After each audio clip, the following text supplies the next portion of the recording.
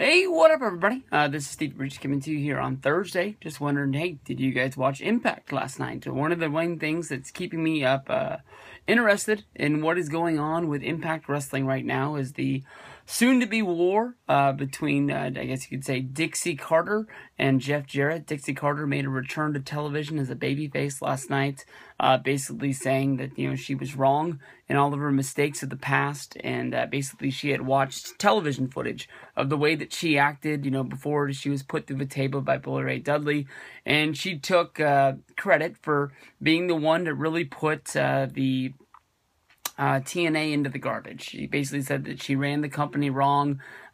She was, looking out for herself and not looking out for the well-being of the company. And, you also got Jeff Jarrett on there doing his sit-down interview, talking about, reliving the good days, and he's glad that, TNA Wrestling and Global Force Wrestling is on the same path. They both have the same goal to grow and become bigger. And, Jeff's talking about, all the good days, reliving the glory days of, TNA, going in there and having great matches against AJ Styles, Samoa Joe, Mick Foley. Hey, none of those guys work there anymore. I mean, Jeff Jarrett is pretty much pointing out all the flaws of Dixie Carter, and that is, letting all the pieces that made TNA what it was, grow to what it is going to be. There is going to be a war between Global Force Wrestling and TNA, and the funny thing about it is that Global Force Wrestling is soon going to be doing a television taping in Las Vegas at the Orleans, casino, where they're going to be hopefully going out and shopping for a television deal, where there is more than likely probably a good chance that in September, if Destination America, as it is being reported, goes over to the wall and pulls the plug, if they're looking for wrestling, which, Ring of Honor looks like, every week is sort of growing and growing. They did have a bad number, I believe it was last week, but we'll have to see what they put up this week. My hope is that, Ring of Honor will recover. They did have a good match that featured Adam Cole and Michael Bennett, and I think that they're going to have a good thing. I didn't get a chance to watch Ring of Honor television last night, so I did see some people tweeting about it. So hopefully, people were sitting down. It wasn't a holiday week, and they were watching wrestling. So if they do want to get more wrestling that is going to be featuring, good talent, Global Force is going to be out there. But I was listening to MLW's podcast, that was filmed on Sunday. I listened to it on Monday, where MSL, Court Bauer, and Conan were looking at the TNA website, and they happened to go onto the roster page, where basically TNA lists its current roster of wrestlers, and then they also on the same page list their, history of the wrestlers that have previously worked for them. And they were looking at, basically they have a very small roster. And then the roster of people that used to work for them, the TNA alumni, is huge. They basically point out all of the mistakes that they've made. There's no reason for them to be featuring all of these things. And a lot of these people are the people that Global Force Wrestling, Jeff Jarrett, is going to be picking up. And hopefully that, Jeff Jarrett will look at the mistakes of other wrestling companies that have started off and not relive what they were doing. Basically, I was listening to the Wrestling Observer today, and Dave Meltzer it was asked a question about how a company would ever have legs to stand on to compete against WWE. And basically, what Dave was saying was that basically you would have to come to the table with one goal. And that goal is not to make money, it's not to make ratings, it's to go up against Vince McMahon, and that is to go and try and take him down. When you think about what WCW did, was they just started picking talent from WWE. Basically, every time a wrestler would be let go, they took him. It didn't matter if it was Macho Man Randy Savage. It didn't matter if it was Virgil. It didn't matter if it was Nails. basically anybody that had name value from WWF to come to WCW and put them there. And, soon after a while, their roster was really huge, but it also thinned out the pickings for what Vince could put on his television. It made Vince's roster very small. He still had names to work on because guys like Bret Hart, Shawn Michaels, Undertaker, they hadn't left him yet. But as soon as those contracts were up, WCW was there to offer money that was going to be more money than Vince had to take those people, and their goal was not even to care about what those people done. I mean, basically, WCW for years was trying to recruit Bret Hart, and once they finally got Bret, it was like, great, now what they do with them? I mean, it took them probably 2 years once Vince did the screw job. Bret left WWE. He went there. Basically they set up the whole Starrcade tournament, which was supposed to be them kicking Bret Hart into gear with him winning that tournament, and it just never really happened the way that it was supposed to. Once WCW closed, basically there was the XWF, which was run by Jimmy Hart and a few other wrestlers. They started it up. They got a lot of their ducks into the row. They took care of, setting up a big taping. One of the things that they did was they went to Orlando at Universal Studios. They ended up getting the same sound stage that WCW used to tape some of their shows on. And they set up and they did some tapings. Most of these people will know about this, at least from one of the Hulk Hogan DVDs.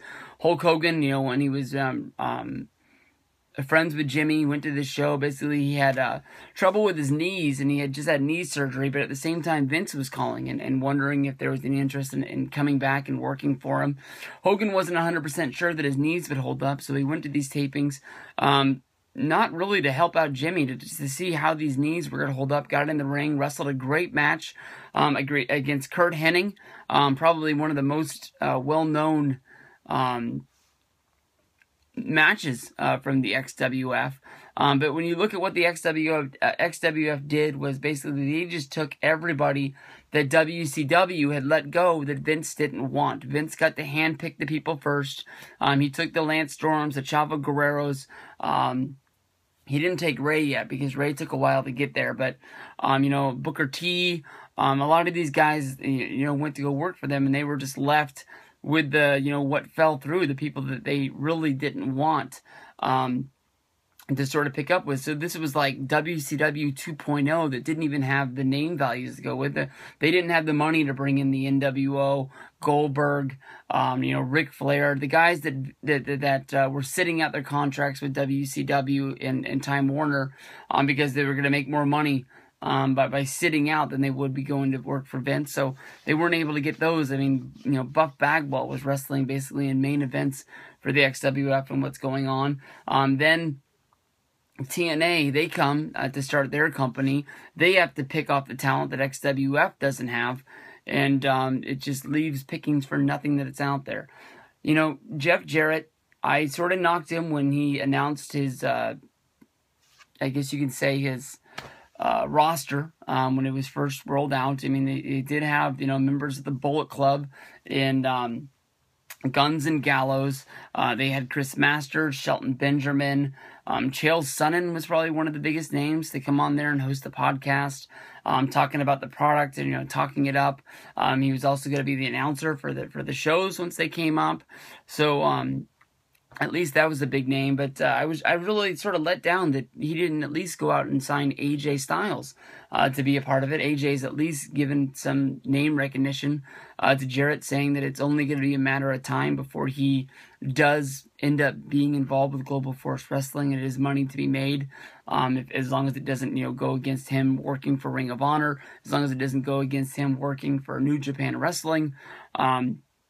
He'd gladly go there. But it looks that the Global Force versus TNA war that's going to be going down is going to be a lot of the older TNA wrestlers siding with Jeff Jarrett. Basically, they're portraying Dixie as the babyface, but with Ethan Carter as the champion and them being relatives, I could easily see Dixie being sort of backed into a corner where she has to reveal that she still is herself. And which is going to be weird because TNA is going to end up being the heels, Global Force, the Invaders are going to end up being the baby faces. And a lot of the older guys are going to be saying that, Dixie ruined this company. They were really moving themselves up. Hopefully they'll even point out the fact that, 2010, Hogan signs and Bischoff comes on with them. And that was something that did give them some name value and some name recognition, to be like, here we go. I remember everybody getting really excited.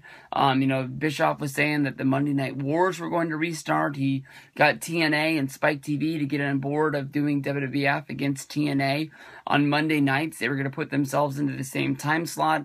They were going to be going live from Las Vegas. I remember that WWE had Monday Night Raw, and they were going to do Brett and Shawn for the first time. They were going to do a reunion inside of the ring. And even with that, I said, I want to see what TNA is going to do, because I really thought that they were going to do something out of the box. I remember that Jeff Hardy showed up. That was unexpected. He was outside of the impact zone, and then he made his way in. He climbed up on top of that dome cage thing that they do. I remember that Homicide tried to climb out of the cage, and it took him a long time to do it. If he even was able to get up there, I can't remember. But that's a tough structure, to be a part of. And Shane Helms showed up. It was really stupid seeing Val Venus play strip poker with the beautiful people. But besides for that, that's all I really remember about what happened on that first Impact. But I can easily see, they've already announced that, Bobby Roode is going to be working for Global Force as well. I can easily see Magnus, James Storm. A lot of these former champions are going to be pointing out the fact that, this is going to be it. And, it's going to be like the old TNA roster going up with whatever Dixie's going to be able to pull together to go up against them. Who knows where, Kurt Angle is going to, end up in this, if he's even going to be involved. He says he's going to be back before long. The tumor's been taken out of his neck. He'll heal up from surgery, and he says he's going to be wrestling by the end of the year. We'll have to see if that really works out the way that he thinks it's going to. But, I don't know, this could be really fun. I don't hear a lot of people talking about this. When the Jeff Jarrett rumors first started happening, they were really strong that day. And then almost as Slammiversary came sooner, like that Sunday, they just really died out. We found out that the main event was going to be for the Legends Championship. It was pretty obvious that Jeff Jarrett was going to win. Jeff Jarrett won. People were sort of waiting for Jeff Jarrett buys TNA rumors to start getting going, and they never got going. And so it looks like Dixie's going to stay in control, so nothing's really going to change. But what does Global Force have to gain from doing all this, unless it's wrestlers to help out their roster? It's going to be weird coming up on this, but I'm really waiting to see what is coming up with the next set of tapings for TNA, and especially what's going to be coming up with the Global Force. When they're trying to shoot their trailer and trying to see if they can get that tape out there and anybody wants to put them on television, there's a good chance that we might not ever see this show. That it might just sit in a vault somewhere and never get released. Hopefully Global Force will package it on DVD. I think that they could, bring in some money for their company, pay some wrestlers, hopefully start a DVD system going where people have something to buy, because there are still wrestling fans out there that want to support companies by buying DVDs and building their DVD collection. It's going to be one to see. I mean, I wish Global Force, I tweet them at least once a week about coming here and wrestling at Rayleigh Field if they want to wrestle on baseball fields. It's one of the nicest minor league places in all of America, I believe. And, TNA came here. They drew, 1,000 fans or so. And hopefully that they would come. They're coming to Reno. They're going to Las Vegas. It's only a little bit more west. And I would love to support Global Force Wrestling, because they look like they really got a fun night of wrestling. And that's really what it all boils down to at the end.